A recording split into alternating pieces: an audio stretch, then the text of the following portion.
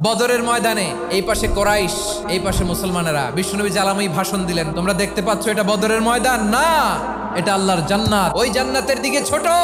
বিশ্বনবীর কথা শোনা মাত্র সাইয়েদনা উমাইর ইবনুল হুমাম বললেন বাখ বাখ, মানে চমৎকার। বিশ্বনবী বললেন মা ইয়াহমিলুকা আলা কওলিকা বাখ বাখ ইয়া উমাইর, আমার এই কথা শুনে তুমি কেন বললা বাখ বাখ?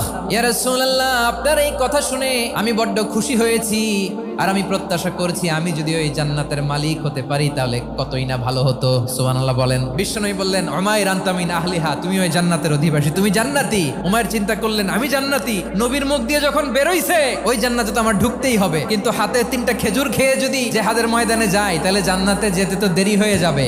এই চিন্তা আসা মাত্রই খেজুর 3টাকে তিনি ছুঁড়ে মারলেন, তলোয়ার বের করে আল্লাহু আকবার বলে বদরের ময়দানে ঝাঁপিয়ে পড়লেন। আল্লাহর শত্রুদেরকে কচুকাটা করে এক পর্যায়ে শাহাদাতের সুধা পেয়ে নিজেও জান্নাতি হয়ে গেলেন। পড়েন সুবহানাল্লাহ।